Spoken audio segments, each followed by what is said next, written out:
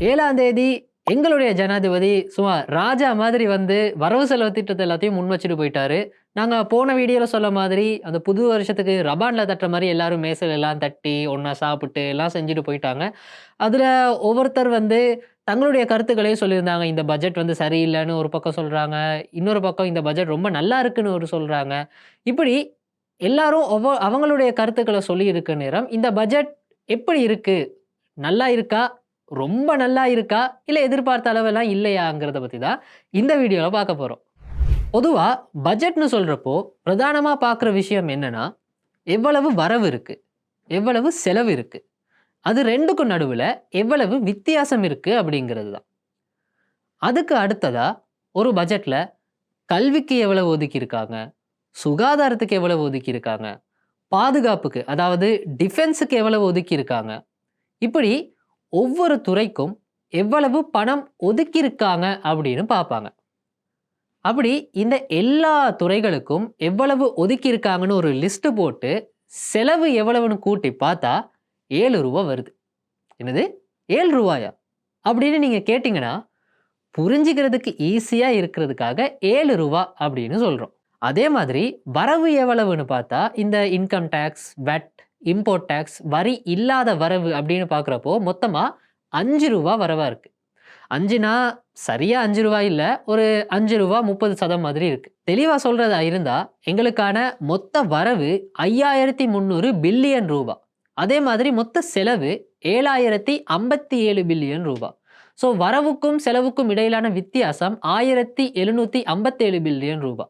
ஆக வரவு ரூ. 5 இருந்தா செலவு ரூ. 7 இருக்கு. இது 2க்கும் இடையில இருக்கிற வித்தியாசம் அதாவது டெபிசிட் ரூ. 70% இருக்கு. கிட்டத்தட்ட ரூ. 2.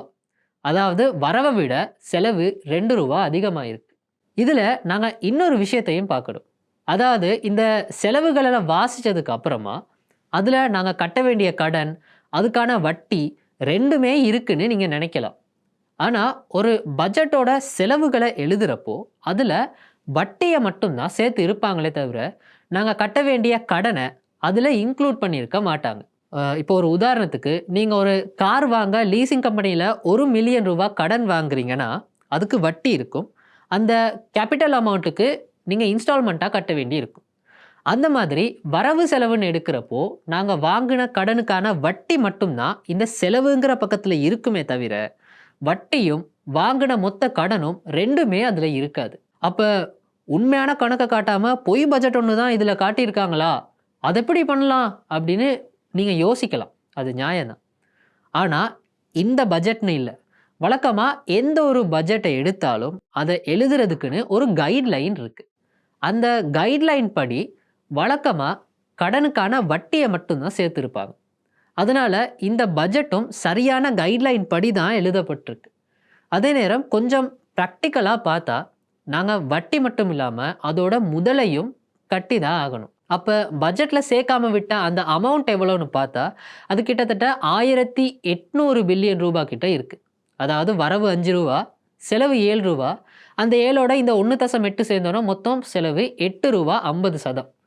ரவுண்டா சொல்றதுன்னா ரூ. 9. அதாவது 9000 பில்லியன் ரூபா கிட்ட வருது. இந்த 1800 பில்லியன் ரூபாயும் கட்டுறதுக்கு நாங்க மறுபடியும் இன்னொரு இடத்துல இருந்து கடன் வாங்கணும். அதாவது இந்த கடனை கட்டி முடிக்க இன்னொரு இடத்துல இருந்து கடன் எடுக்கிறோம். இதனால தான் ஒவ்வொரு வருஷமும் பட்ஜெட் கொண்டு வர எல்லா நேரமும் நாங்க கட்ட வேண்டிய கடனோட அளவு கூடிட்டே போகுதுன்னு எல்லாரும் சொல்றாங்க.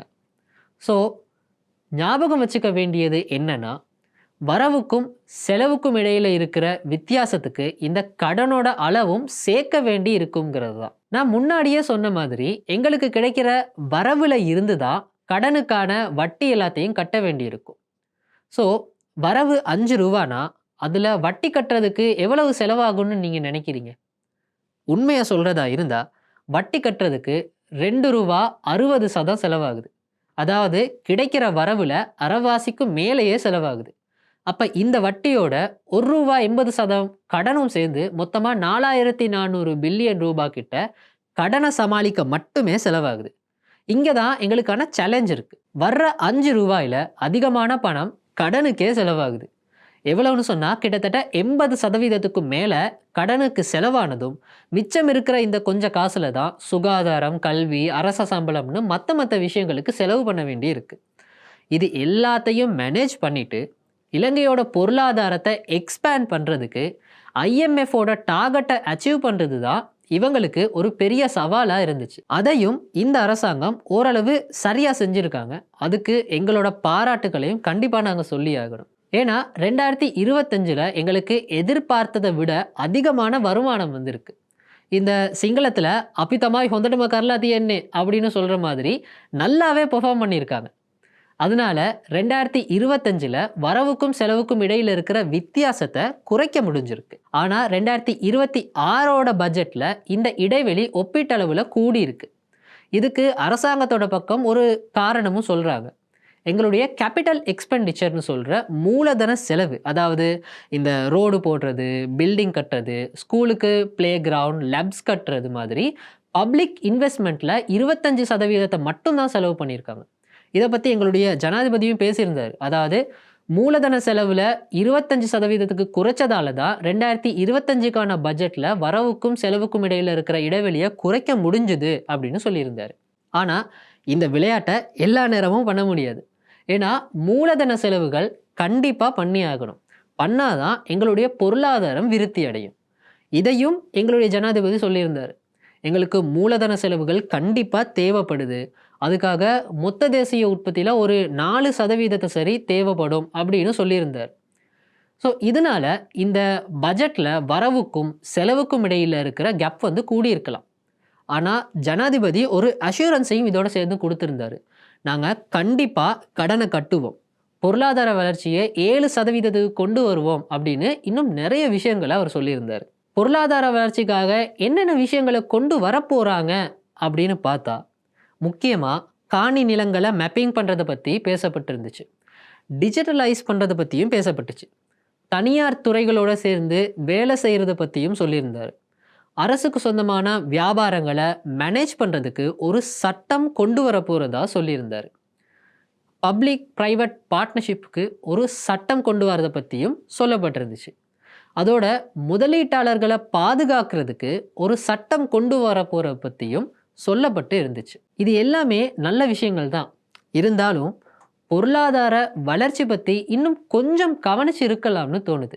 அதே நேரம் வரி கட்டின மக்களுக்கு ஒரு நன்றி சொல்லி இருக்கலாம்னு கூட ஒரு லைட்டாக ஒரு ஃபீல் இருந்துச்சு. ஏன்னா 2025ல் வருமானம் அதிகமாக கிடைச்சதுக்கு நிறைய மக்கள் வரி கட்ட முன் வந்தது ஒரு காரணமாக இருந்துச்சு. அதே நேரம் இந்த பட்ஜெட்டில் பொது போக்குவரத்துக்காக 6 பில்லியன் ரூபாய் ஒதுக்கியிருந்தாங்க. ஆனால் இதுக்கு முந்தின பட்ஜெட்டில், அதாவது பிப்ரவரியில் கொண்டு வந்த பட்ஜெட்டில் மெட்ரோ பஸ் ப்ரொஜெக்ட் பற்றி பேசியிருந்தாங்க. அந்த பஸ்ஸஸ் இன்னும் எதுவுமே வெளியே வரல. அந்த ப்ரொஜெக்டுக்காக 3 பில்லியன் ரூபாய் ஒதுக்கப்பட்டுச்சு. ஆனால் இந்த முறை பார்லிமெண்ட் மினிஸ்டர்ஸ், கவர்மெண்ட் ஆஃபீஸர்ஸுக்காக கேப் வெஹிக்கிள் கொண்டு வரதுக்கு கிட்டத்தட்ட 12.5 பில்லியன் ரூபாய் ஒதுக்கியிருக்காங்க. புது ப்ரொஜெக்ட்ஸுக்காக 6 பில்லியன் ஒதுக்கிட்டு பார்லிமெண்ட்டில் இருக்கிறவங்களுக்கு 12 பில்லியன் ஒதுக்குறதுன்னு சொல்கிறது கொஞ்சம் மக்களோட பக்கத்தில் இருந்து பார்க்குறப்போ சரியில்லாத மாதிரி இருக்கு இல்லையா? இந்த விஷயத்த கவனிச்சு இருக்கலாமோன்னு எங்களுக்கு கொஞ்சம் லைட்டாக ஃபீல் ஆச்சு. ஏன்னா அரசாங்க செலவில் இந்த மாதிரி வெஹிக்கிள்ஸ் கொண்டு வந்தால் அதை பார்த்துக்கிறதும் அரசாங்கத்தோட வேலையாக தான் இருக்கும். அந்த வாகனங்களை இன்சூரன்ஸ் பண்ணணும், பெட்ரோல் போடணும், ரிப்பேர் எதுவும் ஆச்சுன்னா அதை சரி பண்ணணும், டயர் பெச்சாச்சுன்னு சொன்னால் அதை மாற்றி ரிப்பேர் பண்ணி மெயின்டைன் பண்ணிகிட்டு இருக்கணும். இப்படி அரசாங்கத்துக்கு நிறைய செலவுகள் இருக்குது. ஸோ நாங்கள் என்ன சஜஸ்ட் பண்ணுறோம்னு சொன்னால், வெஹிக்கிள் கொண்டு வரதுக்கு பதிலாக அவங்களுக்கு வெஹிக்கிள் அலவன்ஸ் ஒன்று கொடுக்கலாம். எல்லாருக்கும் டபுள் கேப் வெஹிக்கிள் தேவைன்னு சொல்ல முடியாது இல்லையா? ஒரு சிலருக்கு அந்த வெஹிக்கிள்ஸ் தேவைப்படலாம், இன்னொரு சிலருக்கு அந்த மாதிரி வெஹிக்கிள் தேவைப்படாமல் இருக்கலாம். ஸோ அலவன்ஸ்னு ஒன்று கொடுத்துட்டா அதை தங்களோட வாகனத்துக்காக பாவிக்கிறதும், இல்லை அந்த அலவன்ஸை பாக்கெட்டில் போட்டுட்டு பஸ்ஸுலையோ ஆட்டோலையோ வாரதும் அவங்களோட இஷ்டமாக இருக்கும். அப்படி வாரது நடக்காத ஒரு விஷயம் தான். இருந்தாலும் ஒரு யோசனை தானே சொல்லி வைப்போம். இதை விட்டுட்டு பொது போக்குவரத்துக்கு 6 பில்லியன் கொடுத்துட்டு மினிஸ்டர்ஸுக்காக 12 பில்லியன் கொடுக்கறதுன்னு சொல்கிறது கொஞ்சம் சரியில்லாத விஷயமா படுது. இந்த பட்ஜெட்டில் இருக்கிற இன்னொரு நல்ல விஷயம்தான், புதுசாக எந்த ஒரு வரியுமே சேர்க்கலை. ஆனால் இருக்கிற வரிகளில் சில வரிகள் எங்களை பாதிக்கலாம். முக்கியமாக வேட் த்ரெஷோல்டை குறைச்சிருக்காங்க. அதாவது ஒரு வருஷத்துக்கு 60 மில்லியன், ஒரு மாதத்துக்கு 5 மில்லியன் இருந்துச்சு. அதை 3 மில்லியனாக குறைச்சிருக்காங்க. அதாவது ஒரு மாசத்துக்கு 3 மில்லியன் வருமானம் சம்பாதிக்கிற ஆட்கள் வெட்டுக்கு ரெஜிஸ்டர் பண்ணணும். இது மூலமா இன்னும் நெறைய பேர் வரி வலைக்குள்ள வரப்போறாங்க. ஆனா இத எப்படி அட்மினிஸ்ட்ரேட் பண்ண போறாங்கன்னு தெரியல. அத கொஞ்சம் பார்க்கணும். அதுக்கு அடுத்து சமூக பாதுகாப்பு வரி எஸ்எஸ்சிஎலோட த்ரெஷோல்டையும் குறைச்சிருக்காங்க.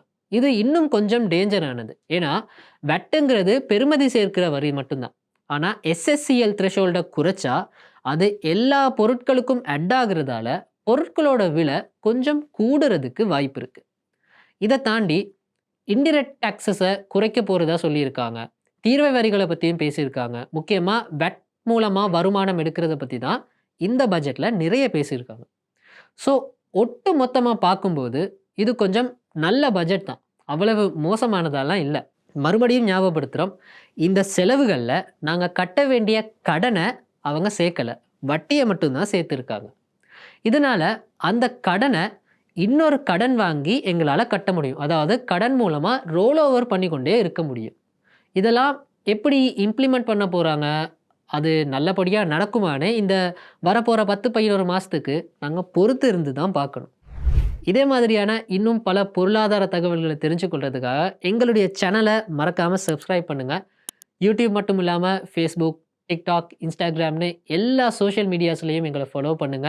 இந்த வீடியோவை முடிஞ்ச அளவு ஷேர் பண்ணுங்க. உங்களுடைய கருத்துக்களை மறக்காம கமெண்ட்ல சொல்லுங்க. இதே மாதிரி இன்னொரு வீடியோவோட நெக்ஸ்ட் வீக் சந்திப்போம்.